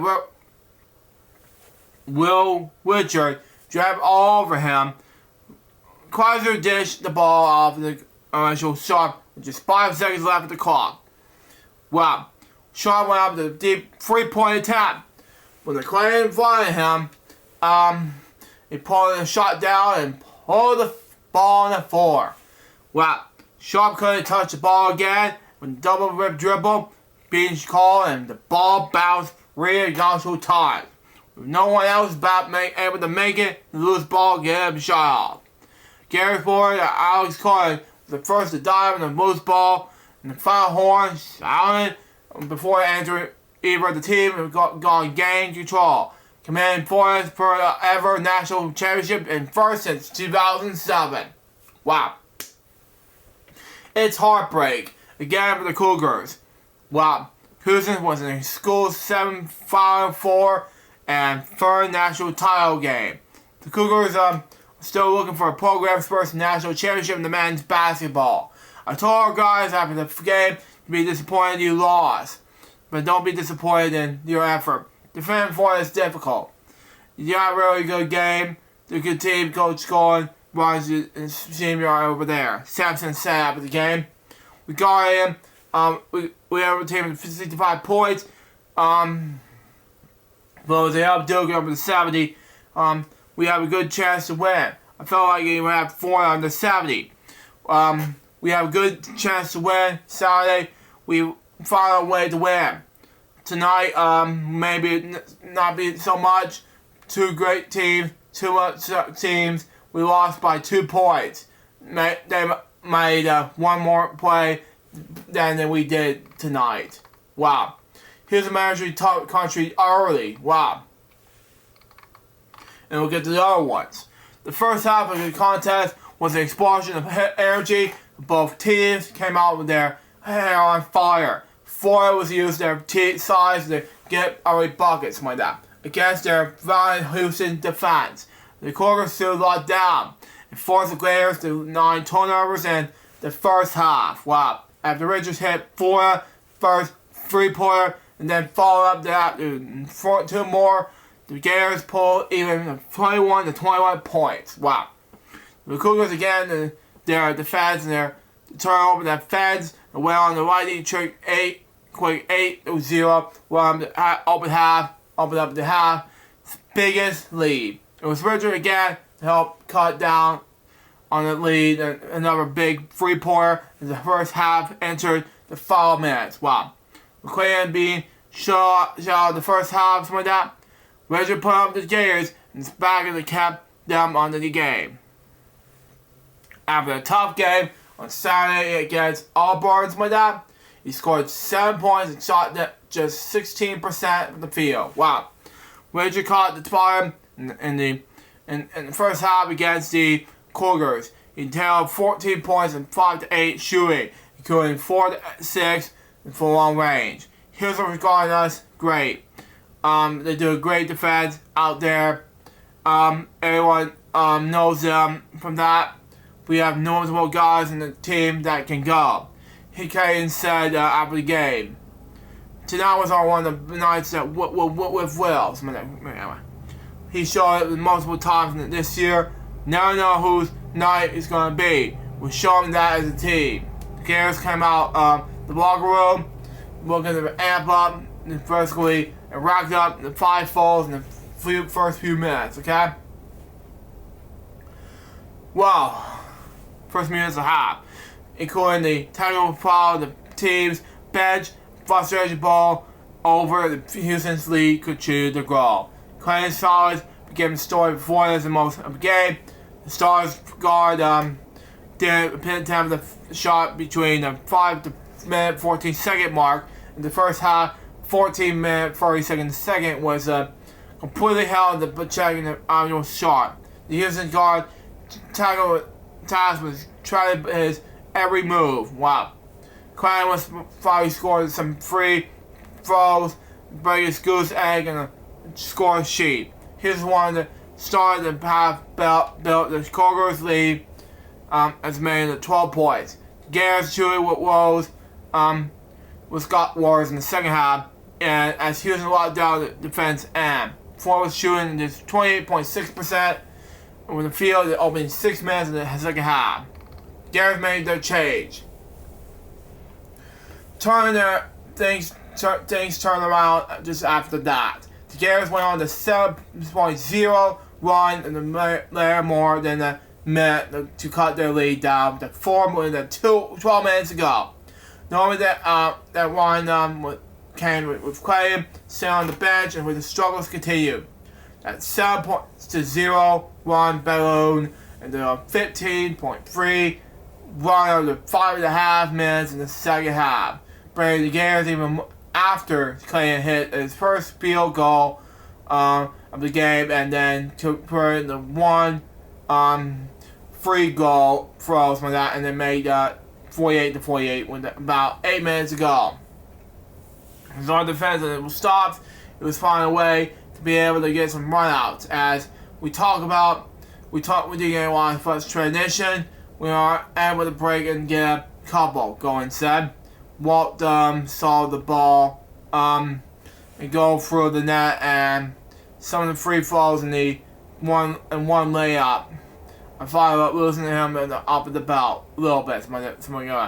After that, we started to get some really good stuff. Hit some shots, get downhill, and get for the foul line. We were able to get flipped the game and about momentum a little bit. The game went back and forth in later stages.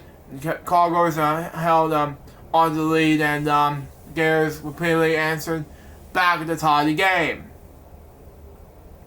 The Cougars have a chance to put some more distance between themselves and the Gators after the Jaguars branches walked the rim, the magic dunk, and the clock went under the 4-minute mark. And then the Cougars got to stop. But star guard L.J. Cryer stepped out of the bounds and he drove in the rim with 3 minutes 24 seconds left. Big moment passed Houston by. It was a moment that Houston would come to regret. Before it tied the game on the next promotion, as Kaysen finally found his shooting touch. Chrysler was put his team up against it with the jumper, but Richard brought the Gators back even with a pair of free throws. Wow. Joseph Trojans with that. Put the Gators back on the top by 1 with 2 minutes to go with a free throw. The day stretch but the lead by more than that. Next 9 seconds, when the defense struggled, Chrysler missed, and Miles Olsen had 3-pointer blocked by Richard, and Chrysler missed another jumper, and Chrysler talks about that, turned the ball over as he grabbed the rebound. Alex Chrysler, when that found for the Gators, could put his team in the front.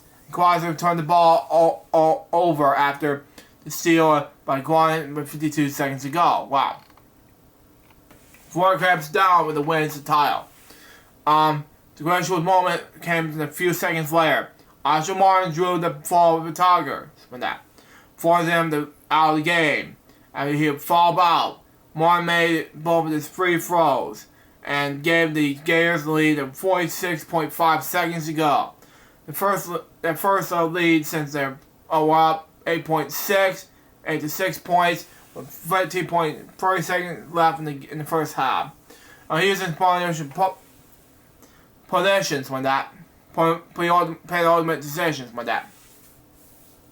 Gators got a huge defense stop with Richard, the team's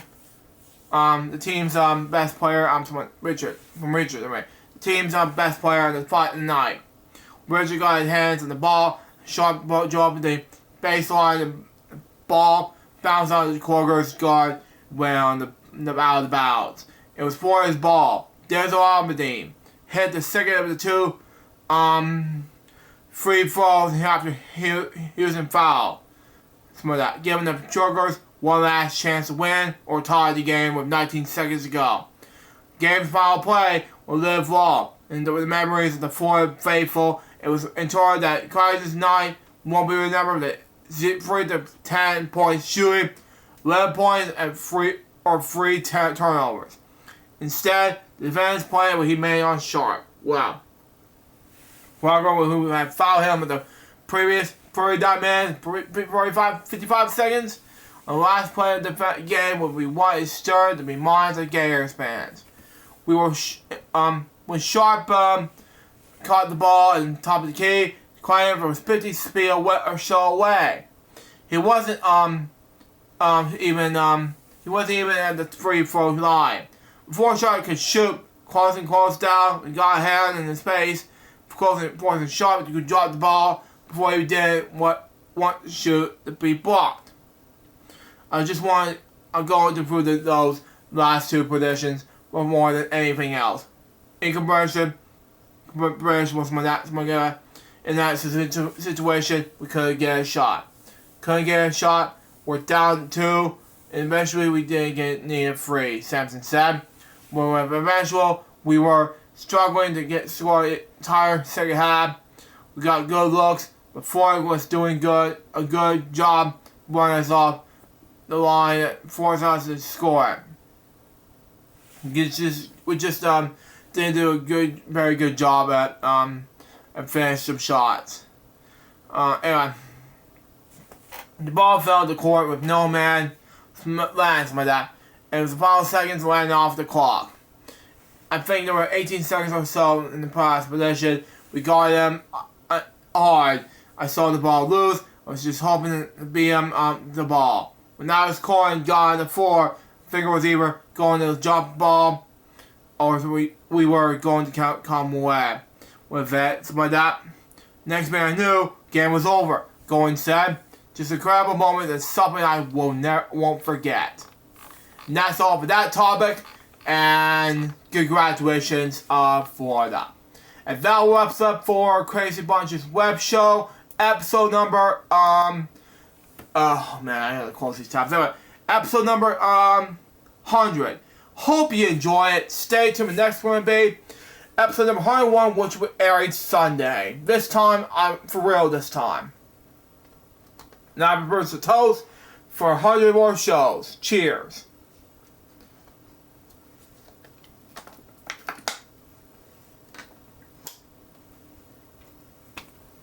Till next time, so join us, boys, baby. For more Crazy Bunch web shows, we're going to be seriously out. See ya.